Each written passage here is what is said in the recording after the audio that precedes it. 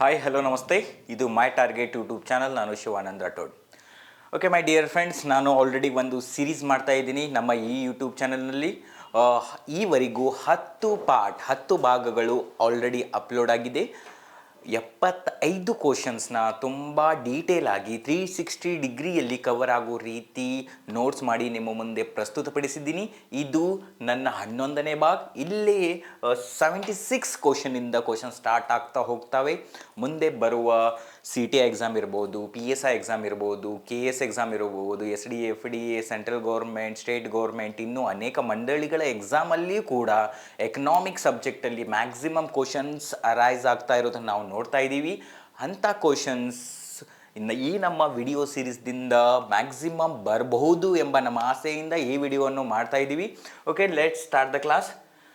Already 10 ಭಾಗದಲ್ಲಿ 75 ಕ್ವಶನ್ಸ್ನ ನಾನು ಮುಗಿಸಿದ್ದೀನಿ. ಈ ಪಾರ್ಟಲ್ಲಿ 76 ಕ್ವಶನ್ ನಂಬರಿಂದ ಸ್ಟಾರ್ಟ್ ಮಾಡ್ತಾ ಇದ್ದೀನಿ. Okay, question number 76. ಈ ಹೇಳಿಕೆಗಳನ್ನು ಪರಿಗಣಿಸಿ.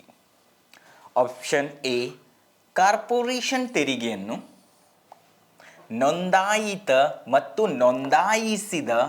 ನೋಂದಾಯಿಸದ ಎರಡು ಕಂಪನಿಗಳು ಮತ್ತು ನಿಗಮಗಳ ಆದಾಯದ ಮೇಲೆ ವಿಧಿಸಲಾಗುತ್ತದೆ. Option A. Option B, corporation ತೆರಿಗೆಯನ್ನು ವ್ಯಕ್ತಿಗಳ ಮತ್ತು ಹಿಂದೂ ಅವಿಭಕ್ತ ಕುಟುಂಬಗಳ ಆದಾಯದ ಮೇಲೆ ವಿಧಿಸಲಾಗುತ್ತದೆ. ಆಪ್ಷನ್ ಸಿ, ಕಾರ್ಪೊರೇಷನ್ ತೆರಿಗೆಯನ್ನು ಕೇವಲ ನೋಂದಾಯಿತ ಕಂಪನಿಗಳು ಮತ್ತು ನಿಗಮಗಳ ಆದಾಯದ ಮೇಲೆ ಮಾತ್ರವೇ ವಿಧಿಸಲಾಗುತ್ತದೆ. ಓಕೆ, ಈ ಪೈಕಿ ಯಾವ ಹೇಳಿಕೆಗಳು ಸರಿ? ಆಲ್ರೆಡಿ KS ಅಲ್ಲಿ ಕೇಳಿದಂಥ ಕ್ವಶನ್ಸ್ ಮೈ ಡಿಯರ್ ಫ್ರೆಂಡ್ಸ್. ಇದು ಈ ಪ್ರಶ್ನೆಗೆ ಆಪ್ಷನ್ ನೋಡ್ರಿ. ಆಪ್ಷನ್ ಎ ಮತ್ತು ಬಿ ಎರಡೂ ಸರಿ. ಆಪ್ಷನ್ ಬಿ, ಸಿ ಮಾತ್ರ ಸರಿ. ಆಪ್ಷನ್ ಸಿ, ಬಿ ಮಾತ್ರ ಸರಿ. ಆಪ್ಷನ್ ಡಿ, ಮೇಲಿನ ಎಲ್ಲವೂ ಸರಿ. ಓಕೆ, ಈ ಪ್ರಶ್ನೆಗೆ ಉತ್ತರವನ್ನು ನೋಡೋಕ್ಕಿಂತ ಮುಂಚೆ ಕಾರ್ಪೊರೇಷನ್ ತೆರಿಗೆ ಅಂದ್ರೇನು ಅದರ ಬಗ್ಗೆ 2 ನಿಮಿಷ ಮಾತಾಡ್ತೀನಿ. ಕಾರ್ಪೊರೇಷನ್ ತೆರಿಗೆ ಅಂದರೆ ನಾವು ಕಾರ್ಪೊರೇಷನ್ ತೆರಿಗೆಯನ್ನು ಕಂಪನಿ ತೆರಿಗೆ ಅಂತ ಕೂಡ ಕರಿತೀವಿ. ಕಾರ್ಪೊರೇಷನ್ ಟ್ಯಾಕ್ಸ್ ಅನ್ನು ನಾವು ಕಂಪನಿ ತೆರಿಗೆ,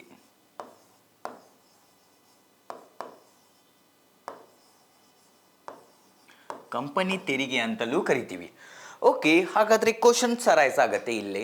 ಕಾರ್ಪೊರೇಷನ್ ಟ್ಯಾಕ್ಸ್ ಇದು ಡೈರೆಕ್ಟ್ ಟ್ಯಾಕ್ಸ್ನ ಅಥವಾ ಇಂಡೈರೆಕ್ಟ್ ಟ್ಯಾಕ್ಸ್? ಕಾರ್ಪೊರೇಷನ್ ತೆರಿಗೆ ಅಥವಾ ಕಂಪನಿ ತೆರಿಗೆ ಇದು ಪ್ರತ್ಯಕ್ಷ ತೆರಿಗೆಯೋ ಅಥವಾ ಪರೋಕ್ಷ ತೆರಿಗೆಯೋ? ಇದು ಕೂಡ ಕ್ವಶನ್ ಫ್ರೇಮ್ ಆಗಿದೆ ಮೈ ಡಿಯರ್ ಫ್ರೆಂಡ್ಸ್, ನೆನಪಿರಲಿ. ಕಾರ್ಪೊರೇಷನ್ ಟ್ಯಾಕ್ಸ್ ಇದು ಪ್ರತ್ಯಕ್ಷ ತೆರಿಗೆ. Corporation tax it is a direct tax. Okay, ನಾವು ಆಲ್ರೆಡಿ ನಮಗೆ ಗೊತ್ತು ಟ್ಯಾಕ್ಸ್ನ ನಾವು 2 ರೀತಿ ಡಿವೈಡ್ ಮಾಡ್ತೀವಿ. ಒಂದು direct tax, indirect tax. Direct ಟ್ಯಾಕ್ಸಲ್ಲಿ ಸರ್ಕಾರವು ಯಾವ ವ್ಯಕ್ತಿ ಅಥವಾ ಕಂಪನಿಯ ಮೇಲೆ ವಿಧಿಸುತ್ತವೆಯೋ ಅವರೇ ಆ ತೆರಿಗೆಯನ್ನು ಜಮಾ ಮಾಡಬೇಕು. ಅಂಥ ಟ್ಯಾಕ್ಸನ್ನು ಡೈರೆಕ್ಟ್ ಟ್ಯಾಕ್ಸ್ ಕರಿತೀವಿ. ಇಂಡೈರೆಕ್ಟ್ ಟ್ಯಾಕ್ಸಲ್ಲಿ ಸರ್ಕಾರವು ಯಾರ ಮೇಲೆ ತೆರಿಗೆಯನ್ನು ವಿಧಿಸುತ್ತದೆಯೋ ಅವರು ಅವರ ಭಾರವನ್ನು ಬೇರೆ ಜನರ ಮೇಲೆ ಅಥವಾ ಬೇರೆ ಕಂಪನಿಯ ಮೇಲೆ ವಿಧಿಸಿದರೆ ಅಂಥ ಟ್ಯಾಕ್ಸನ್ನು ಇಂಡೈರೆಕ್ಟ್ ಟ್ಯಾಕ್ಸ್ ಅಂತ ಕರಿತೀವಿ. ಓಕೆ, ಹಾಗಾದರೆ ನೋಡ್ರಿ, ಕಾರ್ಪೊರೇಟ್ ಟ್ಯಾಕ್ಸ್, ಕಂಪನಿ ಟ್ಯಾಕ್ಸ್. ಒಂದು ಕಂಪನಿಯ ಮಾಲೀಕ ಟ್ಯಾಕ್ಸ್ ಕಟ್ಟಬೇಕಾದ್ರೆ ಅದು ಡೈರೆಕ್ಟ್ ಟ್ಯಾಕ್ಸ್ ಹಾಕಿರುತ್ತೆ. ಏನಕ್ಕೆ ಅಂದರೆ ಕಂಪನಿಯ ಆದಾಯ, ಕಂಪನಿಯ ನಿವ್ವಳ ಆದಾಯ ಅಥವಾ ಕಂಪನಿಯ ಆದಾಯದ ಮೇಲೆ ಯಾವ ತೆರಿಗೆಯನ್ನು ವಿಧಿಸ್ತೀವಲ್ಲ ಅದನ್ನು ನಾವು ಕಂಪನಿ ತೆರಿಗೆ ಅಂತ ಕರಿತೀವಿ. ಓಕೆ, ನೆನಪಿರಲಿ ಮೈ ಡಿಯರ್ ಫ್ರೆಂಡ್ಸ್, 2023-24 ಕೇಂದ್ರ ಸರ್ಕಾರದ ಬಜೆಟಿನ ಪ್ರಕಾರ ತೆರಿಗೆಯಲ್ಲಿ ಅತಿ ಹೆಚ್ಚು ಆದಾಯವನ್ನು ತಂದುಕೊಡುವ ತೆರಿಗೆ ಯಾವುದು ಅಂತ ಡೈರೆಕ್ಟಾಗಿ ಕ್ವಶನ್ ಕೇಳಿದರೆ ನೆನಪಿರಲಿ, ಅದು GST. ಯಾವುದು? GST. ತೆರಿಗೆಯಲ್ಲಿ ಅತಿ ಹೆಚ್ಚಿನ ಆದಾಯವನ್ನು ತಂದುಕೊಡುವ ತೆರಿಗೆ ಯಾವುದಂದರೆ GST. ನೆನಪಿರಲಿ, ಡೈರೆಕ್ಟ್ ಕ್ವಶನ್ ಕೇಳಿದಾಗ. ಇನ್ನು ಕೆಲವು ಟೈಮ್ಸ್ ಇಂಡೈರೆಕ್ಟ್ ಕ್ವಶನ್ಸ್, ಯಾಕಂದರೆ ಸ್ಟೂಡೆಂಟ್ಸ್ನ ಕನ್ಫ್ಯೂಸ್ ಮಾಡಬೇಕಲ್ಲ, ಯಾಕಂದರೆ ಟಫ್ನೆಸ್ ಕ್ವಶನ್ ಪೇಪರ್ ತೆಗಿಬೇಕಲ್ಲ. ಆವಾಗ ಯಾವ ರೀತಿ ಥಿಂಕ್ ಮಾಡ್ತಾರೆ ಅಂದರೆ, ಪ್ರತ್ಯಕ್ಷ ತೆರಿಗೆಯಲ್ಲಿ ಅತಿ ಹೆಚ್ಚು ಸರ್ಕಾರಕ್ಕೆ ಆದಾಯವನ್ನು ತಂದುಕೊಡುವ ತೆರಿಗೆ ಯಾವುದಂದರೆ, ಈವರೆಗೂ ಕಾರ್ಪೊರೇಷನ್ ತೆರಿಗೆ ಇತ್ತು 2023ಕ್ಕಿಂತ ಮುಂಚೆ. ಆದರೆ ಪ್ರೆಸೆಂಟ್ ಆಗಿ 2023-24 ಬಜೆಟಿನ ಪ್ರಕಾರ ಆದಾಯ ತೆರಿಗೆ ಮತ್ತು ಆದಾಯ ತೆರಿಗೆ ಅಂದರೆ ವೈಯಕ್ತಿಕ ಆದಾಯ ತೆರಿಗೆ, ಪರ್ಸನಲ್ ಇನ್ಕಮ್ ಟ್ಯಾಕ್ಸ್,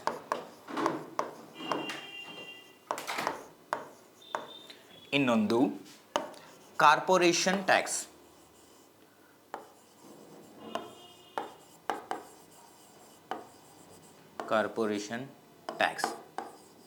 ಅಥವಾ ಕಂಪನಿ ತೆರಿಗೆ. ಎರಡೂ ತೆರಿಗೆಗಳು ಸಮಾನ ಪ್ರಮಾಣದ ಆದಾಯವನ್ನು ತಂದು ಕೊಡ್ತಾ ಇದೆ. ಕ್ವಶನ್ ಕೂಡ ನೋಡ್ರಿ, ಕನ್ಫ್ಯೂಷನ್ ಆಗ್ಬೋದು. ಇಲ್ಲ ಮೇಲೆ ಏನು ಕೇಳ್ಬೋದು ಅಂದರೆ, ಈ ಕೆಳಗಿನ ತೆರಿಗೆಗಳನ್ನು ಗಮನಿಸಿ. ಓಕೆ, ಆಪ್ಷನ್ ಎ, ಪ್ರತ್ಯಕ್ಷ ತೆರಿಗೆಯಲ್ಲಿ ಆದಾಯ ತೆರಿಗೆಯು ಅತಿ ಹೆಚ್ಚು ಸರ್ಕಾರಕ್ಕೆ ಆದಾಯವನ್ನು ತಂದುಕೊಡುತ್ತದೆ. Option A. ಆಪ್ಷನ್ ಬಿ, ಪ್ರತ್ಯಕ್ಷ ತೆರಿಗೆಯಲ್ಲಿ ಕಾರ್ಪೊರೇಷನ್ ತೆರಿಗೆಯು ಹೆಚ್ಚಿನ ಆದಾಯವನ್ನು ತಂದುಕೊಡುತ್ತದೆ ಅಂತ ಕೇಳ್ಬೋದು. ಅಥವಾ ಆಪ್ಷನ್ 3ಯಲ್ಲಿ ಎ ಮತ್ತು ಬಿ ಎರಡೂ ಸರಿ ಅಂತ ಕೇಳ್ಬೋದು. ಆಪ್ಷನ್ ಡಿಯಲ್ಲಿ ಈ ಮೇಲಿನ ಯಾವುದೂ ಅಲ್ಲ ಅಂತ ಕೇಳ್ಬೋದು. ಆವಾಗ ಮೈ dear friends, don't make a confusions. ಈ ಪ್ರಶ್ನೆಗೆ ಉತ್ತರ ಏನಾಗಿರುತ್ತೆ ಅಂದರೆ ಆಪ್ಷನ್ ಸಿ ಆಗಿರುತ್ತೆ. ಏನಕ್ಕೆ ಅಂದರೆ ಎ ಮತ್ತು ಬಿ ಎರಡು, ಆದಾಯ ತೆರಿಗೆ ಮತ್ತು ಕಾರ್ಪೊರೇಷನ್ ತೆರಿಗೆ ಸಮಾನ ಪ್ರಮಾಣದಲ್ಲಿ ಸರ್ಕಾರಕ್ಕೆ ಆದಾಯವನ್ನು ತಂದುಕೊಡುತ್ತಿರುವ ಪ್ರತ್ಯಕ್ಷ ತೆರಿಗೆ ಉದಾಹರಣೆ ಆಗಿದೆ. ಅಂದರೆ ಪರೋಕ್ಷ ತೆರಿಗೆ simple, there is no any confusion, direct ಆಗಿ GST ತೆರಿಗೆ ಅಂತ. ಓಕೆ, ನೆಕ್ಸ್ಟ್ ಈ ಕ್ವಶನ್ ಬಂದರೆ ಈಗ ಆಲ್ರೆಡಿ ಗೊತ್ತಾಯಿತು. ಕಾರ್ಪೊರೇಷನ್ ತೆರಿಗೆ ಅಂದರೆ ನೋಂದಾಯಿತ ಕಂಪನಿಗಳು, ಅಂದರೆ registered company, registered industries, registers ಕಾರ್ಪೊರೇಷನ್ಗಳ ಮೇಲೆ ಮಾತ್ರ ಕಾರ್ಪೊರೇಷನ್ ಟ್ಯಾಕ್ಸ್ನ ವಿಧಿಸ್ತೀವಿ. ಮತ್ತು ರಿಜಿಸ್ಟರ್ ಬೋರ್ಡ್ಸ್ ಅಂದರೆ ನಿಗಮಗಳು ಮೇಲೆ ಮಾತ್ರ ನಾವು ಕಾರ್ಪೊರೇಷನ್ ತೆರಿಗೆಯನ್ನು ವಿಧಿಸ್ತೀವಿ. ಹಾಗಾದರೆ ಈ ಪ್ರಶ್ನೆಗೆ ಸರಿಯಾದ ಉತ್ತರ ಯಾವುದಂದರೆ ಆಪ್ಷನ್ ಬಿ, ಸಿ ಮಾತ್ರ ಸರಿ. ಏನಕ್ಕೆ ಅಂದರೆ ಕಾರ್ಪೊರೇಷನ್ ತೆರಿಗೆಯನ್ನು ಕೇವಲ ನೋಂದಾಯಿತ ಕಂಪನಿಗಳು ಮತ್ತು ನಿಗಮಗಳ ಆದಾಯದ ಮೇಲೆ ಮಾತ್ರವೇ ವಿಧಿಸಲಾಗುತ್ತದೆ. ಓಕೆ ಸರ್, ನನ್ನ ಹತ್ರ ಕಂಪನಿ ಇದೆ, ಬಟ್ ನಾನು ರಿಜಿಸ್ಟರ್ ಮಾಡಿಸಿಲ್ಲ, ನಾನು ಕಾರ್ಪೊರೇಷನ್ ಟ್ಯಾಕ್ಸ್ನ ಅಥವಾ ಕಂಪನಿ ತೆರಿಗೆಯನ್ನು ಕಟ್ಟೋ ಅವಶ್ಯಕತೆ ಇಲ್ಲ. ಏನಕ್ಕೆ ಅಂದರೆ ಅದು ಕೇವಲ ನೋಂದಾಯಿತ ಕಂಪನಿಗಳ ಮೇಲೆ ಮಾತ್ರ ಸರ್ಕಾರ ವಿಧಿಸುತ್ತೆ. ಹಾಗಾದರೆ ನೋಂದಾಯಿನೇ ಮಾಡೋದು ಬೇಡ, ಟ್ಯಾಕ್ಸ್ ಕಟ್ಟೋ ಅವಶ್ಯಕತೆ ಇಲ್ಲ, ಮ್ಯಾಕ್ಸಿಮಮ್ ಟ್ಯಾಕ್ಸ್ ಉಳಿದ್ರೆ ನಮ್ಮ ಇನ್ಕಮ್ ಜಾಸ್ತಿ ಆಗುತ್ತೆ ಅಂತ ನೀವು ಜನ ಅಥವಾ ಕಂಪನಿಯ ಇಂಡಸ್ಟ್ರಿಯಲಿಸ್ಟ್ ಓನರ್ ಥಿಂಕ್ ಮಾಡ್ಬೋದು. ಆದರೆ ಆ ರೀತಿ ಗಳಿಸಿದ ಹಣ ಯಾವುದಕ್ಕೆ ನಾವು ಕಂಪೇರ್ ಮಾಡ್ತೀವಿ ಅಂದರೆ that is called black money, ಕಪ್ಪು ಹಣ. ಯಾವ ಹಣವನ್ನು ತೆರಿಗೆಯಿಂದ ವಂಚಿಸುತ್ತೇವೆಯೋ ಅಂಥ ಹಣವನ್ನು ನಾವು ಕಂಪನಿ ತೆರಿಗೆ ಯಾವುದು ಬ್ಲ್ಯಾಕ್ ಮನಿ ಅಥವಾ ಕಪ್ಪು ಹಣ ಅಂತ ಕರಿತೀವಿ. Okay, the next question number 77. ಕೆಳಕಂಡವುಗಳಲ್ಲಿ ಯಾವುದು ತೆರಿಗೇತರ ಆದಾಯವಲ್ಲ? ಓಕೆ, ಭಾರತ ಸರ್ಕಾರಕ್ಕಿರಲಿ ಅಥವಾ ಕರ್ನಾಟಕ ಸರ್ಕಾರಕ್ಕಿರಲಿ ನಮಗೆ ಆದಾಯ ಬರುವುದು ಎರಡು ಕಡೆಯಿಂದ. ಒಂದು ತೆರಿಗೇತರ ಆದಾಯ, ಇನ್ನೊಂದು ತೆರಿಗೆ ಆದಾಯ. Tax revenue, non tax revenue.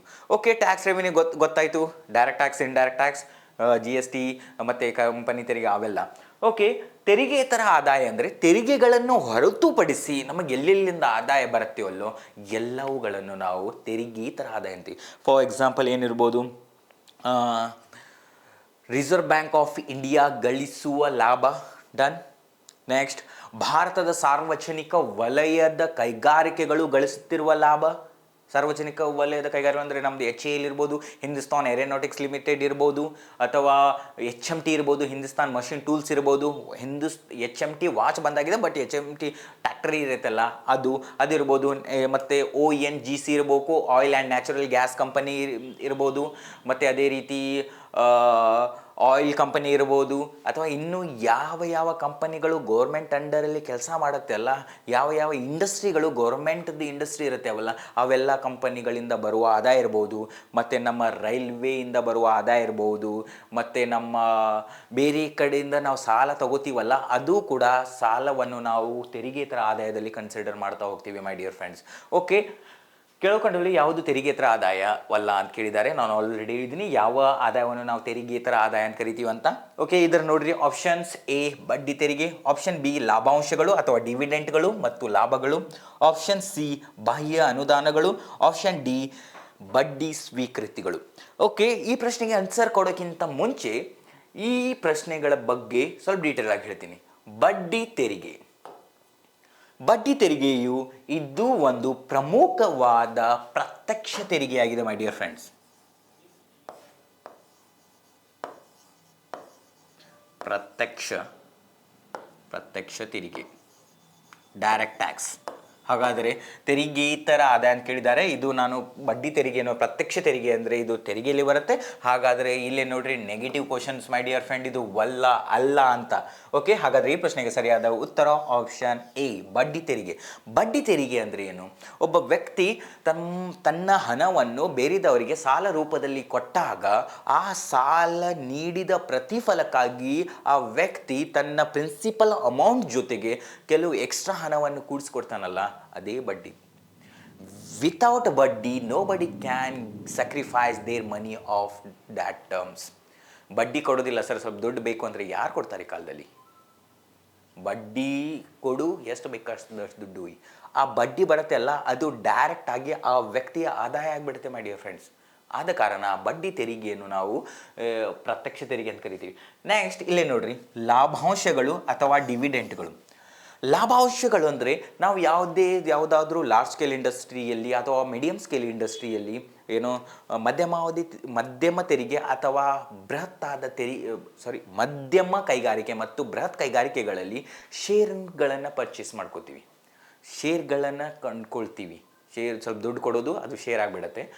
ಆವಾಗ ಕಂಪನಿಯು ವರ್ಷಕ್ಕೆ ಒಂದು ಬಾರಿ ತನಗೆ ಬಂದಂತಹ ಲಾಭಗಳಲ್ಲಿ ಷೇರುದಾರರಿಗೆ ನೀಡುವಂತಹ ಒಂದಿಷ್ಟು ಹಣವನ್ನು ನಾವು ಲಾಭಾಂಶಗಳು ಅಥವಾ ಡಿವಿಡೆಂಡ್ ಅಂತ ಕರಿತೀವಿ. I repeat once again my dear friends, ಏನು ಬೃಹತ್ ಕೈಗಾರಿಕೆಗಳು ಅಥವಾ ಯಾವುದೇ ಒಂದು ಕೈಗಾರಿಕೆಗಳಲ್ಲಿ ಯಾವುದೇ ಒಬ್ಬ ವ್ಯಕ್ತಿ ಷೇರುದಾರರಾಗಿದ್ದರೆ ಬಂದಂತಹ ಆದಾಯದಲ್ಲಿ ವರ್ಷಕ್ಕೆ ಒಂದು ಬಾರಿಯಾದರೂ ಮಿನಿಮಮ್ ಅವನಿಗೆ ಲಾಭದಲ್ಲಿ ಸ್ವಲ್ಪ ಮಟ್ಟಿಗೆ ಹಣವನ್ನು ಕೊಡುವುದು, ಸ್ವಲ್ಪ ಹಣವನ್ನು ಕೊಡುವುದಕ್ಕೆ ನಾವು ಲಾಭಾಂಶ ಅಥವಾ ಡಿವಿಡೆಂಡ್ ಅಂತ ಕರಿತೀವಿ. ಓಕೆ, ನೆಕ್ಸ್ಟ್ ಲಾಭಗಳು ಅಂದರೆ ಡೈರೆಕ್ಟ್ ಕಂಪನಿಯಿಂದ ಆದ ಲಾಭಗಳು. ಓಕೆ, ನೆಕ್ಸ್ಟ್ ಇದು ನೋಡ್ರಿ, ಬಾಹ್ಯ ಅನುದಾನಗಳು, ಎಕ್ಸ್ಟರ್ನಲ್ ಸಬ್ಸಿಡೀಸ್. ಯಾರು ನಮಗೆ ಅನುದಾನ ಕೊಡ್ತಾರೆ? Okay, already India is consider the developing countries. We have 5th largest economy in the world, but India is still considered as a developing country, my dear friends. ಅಭಿವೃದ್ಧಿ ಹೊಂದುತ್ತಿರುವ ರಾಷ್ಟ್ರ ಭಾರತ. ಆದ ಕಾರಣ ಮುಂದುವರೆದಂಥ ರಾಷ್ಟ್ರಗಳು ಅಥವಾ ಮುಂದುವರೆದಂಥ ಹಣಕಾಸು ಸಂಸ್ಥೆಗಳು, ಮುಂದುವರೆದಂತಹ ದೇಶದಲ್ಲಿ ಕೆಲಸ ಮಾಡುತ್ತಿರೋ ಬಿಸ್ನೆಸ್ ಮನ್ಗಳು ಭಾರತಕ್ಕೆ ಅನುದಾನ ರೂಪದಲ್ಲಿ ಕೊಡ್ತಾ ಹೋಗ್ತಾರೆ ದುಡ್ಡನ್ನ. ಓಕೆ, ನೀವು ಸ್ವಲ್ಪ ದುಡ್ಡು ತೊಗೊಳ್ರಿ, ಭಾರತದ ಜನರಿಗೆ ಏನಾದರೂ ಈ ದುಡ್ಡಿಂದ ಅವರಿಗೆ ಸಹಾಯ ಮಾಡಿರಿ ಅಂತ ದುಡ್ಡು ಕೊಡ್ತಾರಲ್ಲ, ಅನುದಾನಗಳಲ್ಲ, ಅದು ಕೂಡ ತೆರಿಗೆಯಿತರ ಆದಾಯ ಮೈ ಡಿಯರ್ ಫ್ರೆಂಡ್ಸ್. ನೆಕ್ಸ್ಟ್ ಬಡ್ಡಿ ಸ್ವೀಕೃತಿಗಳು ಅಂದರೆ ಭಾರತ ಸರ್ಕಾರ ನೀಡಿದ ಸಾಲದಿಂದ ಬರುವ ಬಡ್ಡಿ. ಸರ್, ನಾವೇ ಬೇರೆ ಕಡೆಯಿಂದ ಸಾಲ ಮಾಡ್ತಾ ಇದ್ದೀವಿ ಮತ್ತು ನಾವು ಬೇರೆದವ್ರಿಗೆ ಸಾಲ ಕೊಡ್ತೀವ ಅಂತ ನೀವು ಕ್ವಶನ್ ಕೇಳ್ಬೋದು my dear friends. It is common. Yes, ಬೇರೆ ದೇಶದಿಂದ ನಾವು ಸಾಲ ಪಡ್ಕೋತಾ ಇದ್ದೀವಿ, ಎಷ್ಟು ನಿಜಾನೋ ನಾವು ಕೂಡ ಬೇರೆ ದೇಶಗಳಿಗೆ ಸಾಲ ಕೊಡ್ತಾ ಇದ್ದೀವಿ, ಅಷ್ಟೇ ನಿಜ ಮೈ ಡಿಯರ್ ಫ್ರೆಂಡ್ಸ್. ಹಾಗಾದರೆ ನಾವು ಸಾಲ ಯಾರಿಗೆ ಕೊಡ್ತೀವಿ? ಅಮೇರಿಕಾ ದೇಶಕ್ಕೆ, ಚೀನಾಗ, ರಷ್ಯಾಗ, ಜಪಾನ್ಗ ಅಲ್ಲ ಮೈ ಡಿಯರ್ ಫ್ರೆಂಡ್ಸ್. ಯಾಕಂದರೆ ಆಲ್ರೆಡಿ ಡೆವಲಪ್ಡ್ ಕಂಟ್ರೀಸ್, ಅವರೇ ನಮಗೆ ಕೊಡ್ತಾರೆ. ಹಾಗಾದರೆ ನಾವು ಯಾರು ಕೊಡ್ತೀವಿ? ನಮ್ಮ ಕಡೆ ನಮ್ಮಿಂದ ಯಾರು ಬಡ ರಾಷ್ಟ್ರ ಇರುತ್ತಲ್ಲ, ನಾವೇ ಬಡವರು, ನಮಗಿಂತ ಕಡಿಮೆ ಬಡ ರಾಷ್ಟ್ರ ಇರುತ್ತಲ್ಲ, ಆ ರಾಷ್ಟ್ರಕ್ಕೆ ನಾವು ಸಾಲ ಕೊಡ್ತೀವಿ. ಫಾರ್ ಎಕ್ಸಾಂಪಲ್ಸ್ ನೇಪಾಳ ಕೊಡ್ತೀವಿ, ಭೂತಾನ್ ಕೊಡ್ತೀವಿ, ಅಫ್ಘಾನಿಸ್ತಾನ ಕೊಡ್ತೀವಿ, ಮತ್ತು ಶ್ರೀಲಂಕಾ ಕೊಡ್ತೀವಿ. ಇನ್ನು ಅನೇಕ ಬಡ ರಾಷ್ಟ್ರಗಳಿಗೆ ಭಾರತವು ಕೂಡ ಸಾಲ ಕೊಡುತ್ತೆ. ಆ ಸಾಲದಿಂದ ಬರುವ ಬಡ್ಡಿಗಳು ಇರುತ್ತಲ್ಲ, ಅದು ಕೂಡ ತೆರಿಗೆಯಿತರ ಆದಾಯದಲ್ಲಿ ಬರುತ್ತೆ. ಹಾಗಾದರೆ ಈ ಪ್ರಶ್ನೆಗೆ ಸರಿಯಾದ ಉತ್ತರ ಏನಂದರೆ ಮೈ ಡಿಯರ್ ಫ್ರೆಂಡ್ಸ್, ಏನು ಇದು ಬಡ್ಡಿ ತೆರಿಗೆ. ಯಾಕಂದರೆ it is a negative question ಆಗೋದ್ರಿಂದ ಬಡ್ಡಿ ತೆರಿಗೆಯು ಈ ಪ್ರಶ್ನೆಗೆ ಸರಿಯಾದ ಉತ್ತರವಾಗಿದೆ. Okay, the next question number 78. ಭಾರತದಲ್ಲಿ ಮೊದಲ ಕೃಷಿ ಮಾರುಕಟ್ಟೆ ಮತ್ತು ಪರಿಸರ ಸ್ನೇಹಿ ಸುಧಾರಣಾ ಸೂಚ್ಯಂಕ ಪ್ರಾರಂಭಿಸಿದವರು ಈ ಕೆಳಗಿನವರಲ್ಲಿ ಯಾರು? I repeat once again. ಭಾರತದಲ್ಲಿ ಮೊದಲ ಕೃಷಿ ಮಾರುಕಟ್ಟೆ ಮತ್ತು ರೈತ ಸ್ನೇಹಿ ಸುಧಾರಣಾ ಸೂಚ್ಯಂಕ. ಓಕೆ ಮೈ ಡಿಯರ್ ಫ್ರೆಂಡ್ಸ್, ನಮಗೆಲ್ಲರಿಗೂ ಗೊತ್ತು APMC, agriculture product marketing committee. Agriculture product marketing committee ಅಂದರೆ ಕೃಷಿ ಉತ್ಪಾದನಾ ಮಾರುಕಟ್ಟೆ ಸಮಿತಿ. ಓಕೆ, ಈ ಸಮಿತಿ ಮತ್ತು ರೈತ ಸ್ನೇಹಿ ಸುಧಾರಣಾ ಸೂಚ್ಯಂಕವನ್ನು ಯಾವ ಭಾರತದ ಸಂಸ್ಥೆ ಬಿಡುಗಡೆ ಮಾಡ್ತಾರೆ ಅಂತ ಈ ಕ್ವಶನ್ ಕೇಳಿದ್ದಾರೆ. ಪ್ರಾರಂಭಿಸಿದವರು ಯಾರು ಅಂತ. ಆಪ್ಷನ್ ಎ ಕೃಷಿ ಸಚಿವಾಲಯ. ಹಾಗಾದರೆ ಸರ್ ಕೃಷಿಗೆ ಸಂಬಂಧಪಟ್ಟಿದೆ ಅದಕ್ಕಾಗಿ ಕೃಷಿ ಸಚಿವಾಲಯ ಅಂತ ಫಸ್ಟ್ ಆಪ್ಷನ್ ಕೊಟ್ಟಿರ್ತಾರೆ. ನಾವು ಡೇಂಜರ್ ಅಲ್ಲ ಸರ್, ಕೃಷಿ okay first option done right, 1 marks ಬಂತು ಅಂತ. ಆದರೂ ಇದು ತಪ್ಪು ಮೈ ಡಿಯರ್ ಫ್ರೆಂಡ್ಸ್. ಅದಕ್ಕೆ ಯಾವ ರೀತಿ ಸ್ಟಡಿ ಮಾಡಬೇಕಂದ್ರೆ ತುಂಬ ಡೀಟೇಲಾಗಿ ಸ್ಟಡಿ ಮಾಡಬೇಕು. ನಾವು 1 ಲೈನರ್ ಕ್ವಶನ್ಸ್ ಓದ್ಕೊಂಡು ಬಹ್ಯಾಡ್ ಮಾಡಿಕೊಂಡು ತಿಳ್ಕೊಂಡು ಯಾವುದೋ ಒಂದು ಎಕ್ಸಾಮ್ ಕ್ರ್ಯಾಕ್ ಮಾಡ್ತೀವಿ ಅಂದರೆ ತುಂಬ ಕಷ್ಟ ಮೈ ಡಿಯರ್ ಫ್ರೆಂಡ್ಸ್. ಈ ಕಾಲದಲ್ಲಿ ಯಾವ ರೀತಿ ಕಾಂಪಿಟೇಟಿವ್ನೆಸ್ ಇನ್ಕ್ರೀಸ್ ಆಗ್ತಾ ಹೋಗ್ತಾ ಇದೆ ಅಂದರೆ ನಾವು ಯೋಚನೆ ಕೂಡ ಮಾಡೋಕ್ಕಾಗೋದಿಲ್ಲ ಮೈ ಡಿಯರ್ ಫ್ರೆಂಡ್ಸ್. ಆ ರೀತಿ ಅದಕ್ಕೆ ನಮಗೆ ತುಂಬ ಡೀಟೇಲಾಗಿ ಯಾವುದೋ ಒಂದು ಕ್ವಶನ್ಸ್ ಓದ್ರಿ ಅಥವಾ ಯಾವುದೋ ಒಂದು ಲೆಸನ್ಸ್ ಓದ್ರಿ ಅಥವಾ ಯಾವುದೋ ಒಂದು ರಾಜರ ಬಗ್ಗೆ ಓದ್ರಿ, ಒಂದು ಯೋಜನೆ ಬಗ್ಗೆ ಓದ್ರಿ, ಡೀಟೇಲಾಗಿ ಓದ್ರಿ ಅಂತ ಹೇಳುತ್ತಾ ಓಕೆ, ಕೃಷಿ ಸಚಿವಾಲಯ option A, option B NITI Aayog, option C ಗ್ರಾಮೀಣಾಭಿವೃದ್ಧಿ ಸಚಿವಾಲಯ, ಆಪ್ಷನ್ ಡಿ ವಿಜ್ಞಾನ ಮತ್ತು ತಂತ್ರಜ್ಞಾನ ಸಚಿವಾಲಯ. ಹಾಗಾದರೆ ಈ ಪ್ರಶ್ನೆಗೆ ಸರಿಯಾದ ಉತ್ತರ ಏನಂದರೆ ಆಪ್ಷನ್ ಬಿ ನೀತಿ ಆಯೋಗ. ನೀತಿ ಆಯೋಗವು ಭಾರತದಲ್ಲಿ ಮೊದಲ ಕೃಷಿ ಮಾರುಕಟ್ಟೆ ಮತ್ತು ರೈತ ಸ್ನೇಹಿ ಸುಧಾರಣಾ ಸೂಚ್ಯಂಕವನ್ನು ಪ್ರಾರಂಭಿಸಿತು. ಓಕೆ, ನೀತಿ ಆಯೋಗದ ಬಗ್ಗೆ 1-2 ನಿಮಿಷ ಮಾತಾಡಬೇಕಾದ್ರೆ, ನೀತಿ ಆಯೋಗವನ್ನು ಭಾರತ ಸರ್ಕಾರ 2015 ಜನವರಿ 1ರಂದು ಜಾರಿಗೆ ತಂತು. ದೆನ್ ನೆಕ್ಸ್ಟ್, ನೀತಿ ಆಯೋಗದ ಅಧ್ಯಕ್ಷರು ಯಾರು ಇರ್ತಾರೆ ಅಂದರೆ ಆಲ್ವೇಸ್ ಪ್ರಧಾನಮಂತ್ರಿ.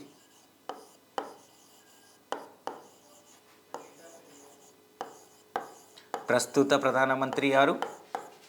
ನರೇಂದ್ರ ಮೋದಿ. ಹಾಗಾದರೆ ಪ್ರಸ್ತುತ ನೀತಿ ಆಯೋಗದ ಅಧ್ಯಕ್ಷರು ನರೇಂದ್ರ ಮೋದಿ ಅವರು. ನೆಕ್ಸ್ಟ್, ನೀತಿ ಆಯೋಗದ ಪ್ರಸ್ತುತ ಉಪಾಧ್ಯಕ್ಷರು ವೈಸ್ ಪ್ರೆಸಿಡೆಂಟ್ ಸುಮನ್ ಬೇರಿ ಅವರು. ಸುಮನ್ ಬೇರಿ. ನೀತಿ ಆಯೋಗದ ಪ್ರಸ್ತುತ ಕಾರ್ಯದರ್ಶಿ ಅಥವಾ CEO ಚೀಫ್ ಎಕ್ಸಿಕ್ಯೂಟಿವ್ ಆಫೀಸರ್ ಯಾರಂದರೆ BVR ಸುಬ್ರಹ್ಮಣ್ಯಂ.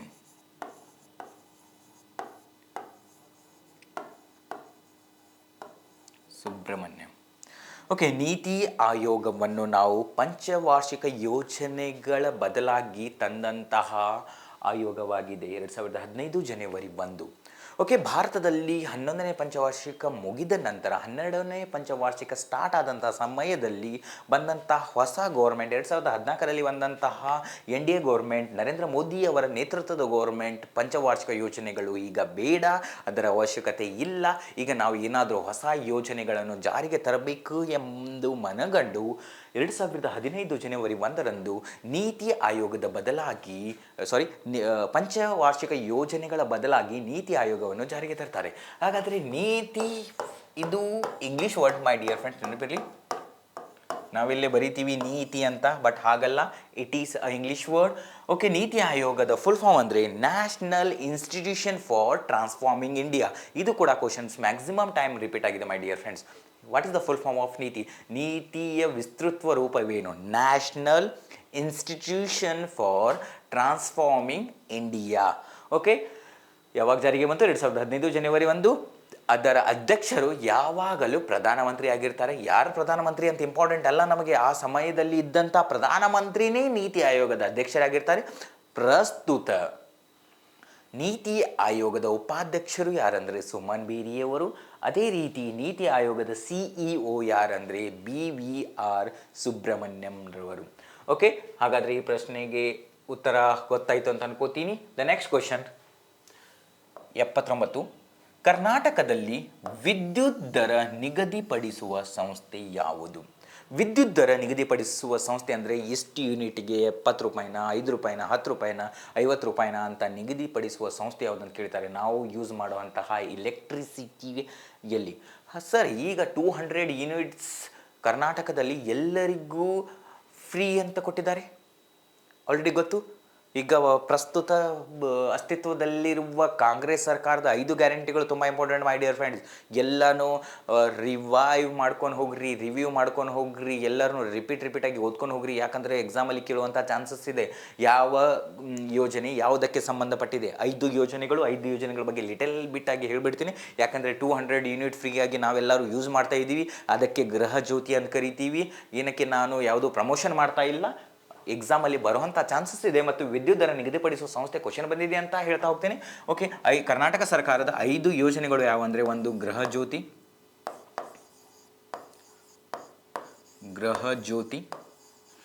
ಇನ್ನೊಂದು ಗೃಹಲಕ್ಷ್ಮಿ ಅಂದರೆ ಮಹಿಳೆಯರಿಗೆ ಪ್ರತಿ ತಿಂಗಳು 2,000 ರೂಪಾಯಿಯನ್ನು ನೀಡುವ ಯೋಜನೆ. ನೆಕ್ಸ್ಟ್ ಶಕ್ತಿ ಯೋಜನೆ, KSRT ಬಸ್ಸಲ್ಲಿ ಉಚಿತ ಪ್ರಯಾಣ ನೀಡುವಂಥ ಯೋಜನೆ ಇದಾಗಿದ್ದು. ಮತ್ತು ಇನ್ನೊಂದು ಯಾವುದು, ಯುವ ನಿಧಿ,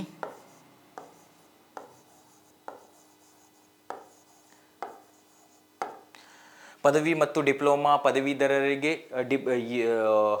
ಪದವಿ ಪಡೆದವರಿಗೆ 3,000 ರೂಪಾಯಿ ಮತ್ತು ಡಿಪ್ಲೊಮಾ ಪದವಿ ಪಡೆದವರಿಗೆ 1,500 ರೂಪಾಯಿ ಅಂತ ಕೊಡುವಂತಹ ನಿರುದ್ಯೋಗ ಭತ್ಯೆ ಅದು. ಮತ್ತು ಇನ್ನೊಂದು ಅನ್ನಭಾಗ್ಯ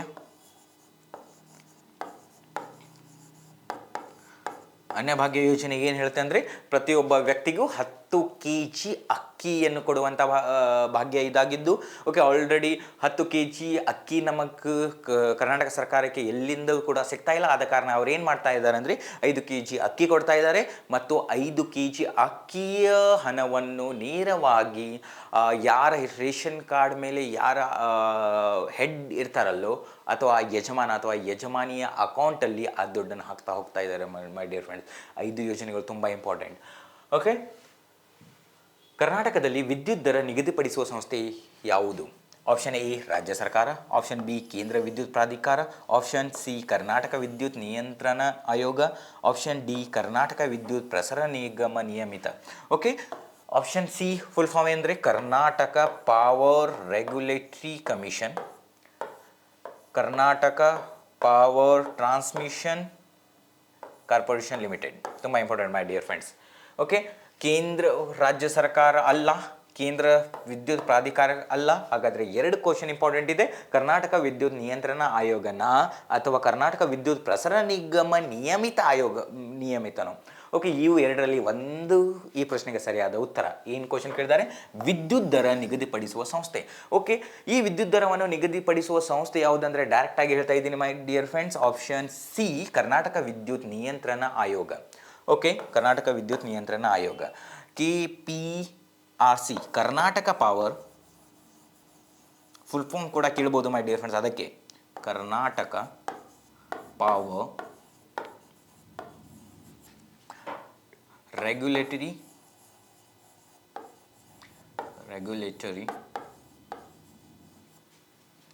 ಕಮಿಷನ್ ಆಯೋಗ ಇದು.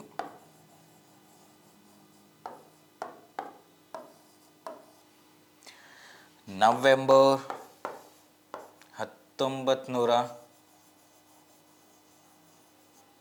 1999ರಲ್ಲಿ ಸ್ಥಾಪನೆಯಾದಂಥ ಈ ಆಯೋಗವು ಮತ್ತು ಏನು Karnataka power regulatory commission full form ಆಯಿತು, ನವೆಂಬರ್ ಆಯಿತು. ಇದರ head quarter Bengaluru.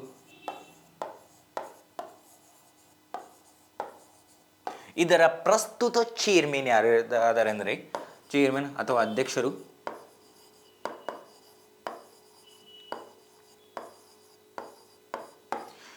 P Ravikumar.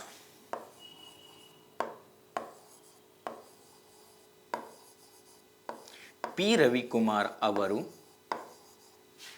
Karnataka ವಿದ್ಯುತ್ ನಿಯಂತ್ರಣ ಆಯೋಗದ ಪ್ರಸ್ತುತ ಅಧ್ಯಕ್ಷರು. ಅವರು retired IAS officer, Indian administrative service officer P Ravikumar ಅವರು. ಓಕೆ, ಇದು ನಾನು ಮಾತಾಡ್ತಾ ಇರೋದು ಆಪ್ಷನ್ ಸಿ ಬಗ್ಗೆ, ನೆನಪಿರಲಿ. ಕರ್ನಾಟಕ ಪವರ್ ರೆಗ್ಯುಲೇಟರಿ ಕಮಿಷನ್ ಬಗ್ಗೆ ಮಾತಾಡ್ತಾ ಇದ್ದೀನಿ. ಅದರ ಫುಲ್ ಫಾರ್ಮ್ ಆಲ್ರೆಡಿ ಹೇಳಿದ್ದೀನಿ. ಇದು ಸ್ಥಾಪನೆ ಆದದ್ದು ನವೆಂಬರ್ 1999. ಅದರ ಅಧ್ಯಕ್ಷರು ಪಿ ರವಿಕುಮಾರ್. ಇದರ ಕರ್ನಾಟಕ ವಿದ್ಯುತ್ ನಿಯಂತ್ರಣ ಆಯೋಗದ ಕೇಂದ್ರ ಕಚೇರಿಯಲ್ಲಿದೆ ಅಂದರೆ ಬೆಂಗಳೂರಲ್ಲಿ. ಓಕೆ, ಇದು ಕರ್ನಾಟಕ ವಿದ್ಯುತ್ ದರ ನಿಗದಿಪಡಿಸುವ ಸಂಸ್ಥೆ ಕರ್ನಾಟಕ ವಿದ್ಯುತ್ ನಿಯಂತ್ರಣ ಆಯೋಗ. ಹಾಗಾದರೆ ಇನ್ನೊಂದು ಆಪ್ಷನ್ ಇದೆ, ಅದರ ಬಗ್ಗೆ ಡೀಟೇಲ್ ಆಗಿ ಸ್ಟಡಿ ಮಾಡೋಣ. ತುಂಬ ಇಂಪಾರ್ಟೆಂಟ್ ಆಯೋಗ ಅದು ಕೂಡ. ಕರ್ನಾಟಕ ವಿದ್ಯುತ್ ಪ್ರಸರಣ ನಿಗಮ ನಿಯಮಿತ, KPTCL. ತುಂಬ important my dear friends. Okay, first of all KPTCLನ full form Karnataka Power transmission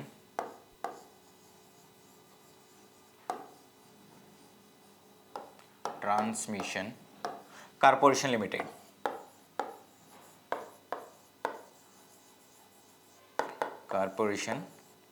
limited. Okay, ಇದರ ಸ್ಥಾಪನೆ ಆದದ್ದು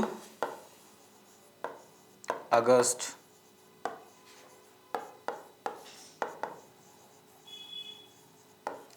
1999. ಓಕೆ, ಏನಕ್ಕೆ ಆಗಸ್ಟ್ ಅಂತ ಮಂತ್ ಹಾಕಿದ್ದೀನಿ ಅಂದರೆ ಡೋಂಟ್ ಮೇಕ್ ಕನ್ಫ್ಯೂಷನ್. ಏನಾದರೂ ಸೀರಿಯಲ್ ನಂಬರ್ ಪ್ರಕಾರ ಕೇಳಿದರೆ ಏನು, ಕರ್ನಾಟಕ ವಿದ್ಯುತ್ ಪ್ರಸರಣ ನಿಗಮ ನಿಯಮಿತ ಫಸ್ಟ್ ಸ್ಥಾಪನೆಯಾಗಿ ಆಮೇಲೆ ಕರ್ನಾಟಕ ವಿದ್ಯುತ್ ನಿಯಂತ್ರಣ ಆಯೋಗ ಸ್ಥಾಪನೆ ಆಗಿದೆ ಅಂತ ನೆನಪಿರಲಿ. ಓಕೆ, ಮತ್ತೆ ಇದರ ಕೇಂದ್ರ ಕಚೇರಿ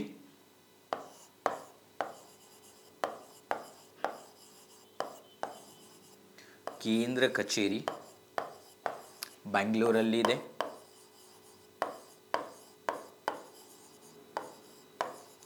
ಓಕೆ, ಇದರ ಪ್ರಸ್ತುತ ಅಧ್ಯಕ್ಷರು ಚೇರ್ಮನ್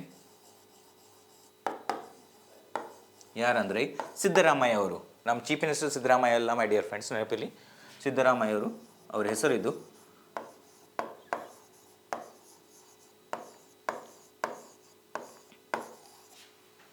ಓಕೆ ನೋಡ್ರಿ, ಕರ್ನಾಟಕ ವಿದ್ಯುತ್ ಪ್ರಸರಣ ನಿಗಮ ನಿಯಮಿತ KPTCL, Karnataka Power Transmission Corporation limited.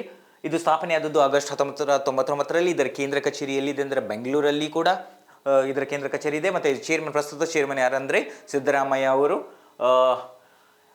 KPTCL ಅಂಡರಲ್ಲಿ 5 ಕಂಪನಿಗಳು ಕೆಲಸ ಮಾಡ್ತಾ ಇದ್ದೇವೆ ಮೈ ಡಿಯರ್ ಫ್ರೆಂಡ್ಸ್. KPTCL 5 ಕಂಪನಿಗಳನ್ನು ಒಳಗೊಂಡಿದೆ. ಆ 5 ಕಂಪನಿಗಳು ಯಾವುವು ಅಂದರೆ, 1 BESCOM,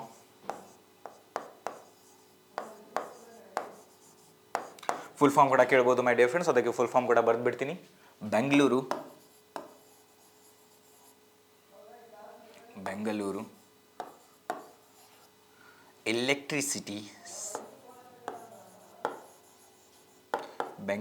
electricity Supply company.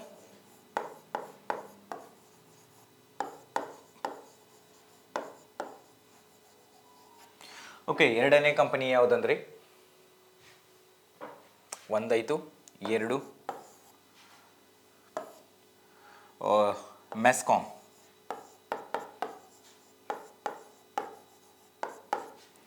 Mangaluru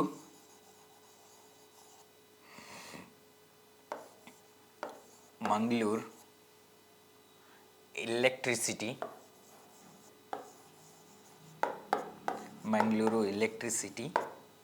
supply company.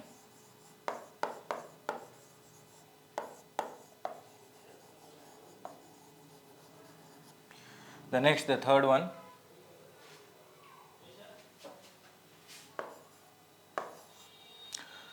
GESCOM.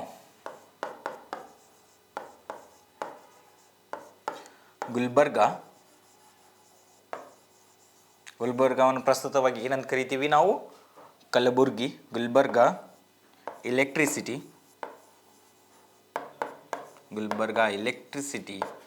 Supply company.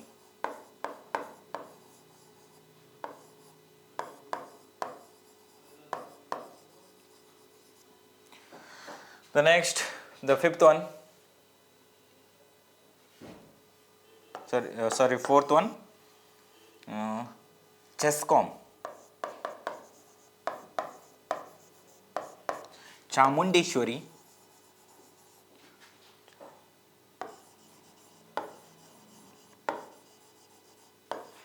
Chamundeshwari electricity supply company. The next one, our last one, HESCOM.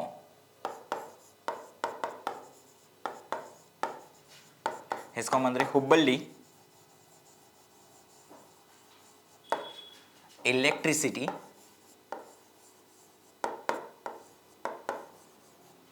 Supply company. KPTCL ಅಂಡರಲ್ಲಿ 5 ಕಂಪನಿಗಳು ಕೆಲಸ ಮಾಡ್ತಾ ಹೋಗ್ತವೆ. ಯಾವ್ಯಾವ ಕಂಪನಿ ಅಂದರೆ, ಒಂದು BESCOM, Bengaluru Electricity Supply company.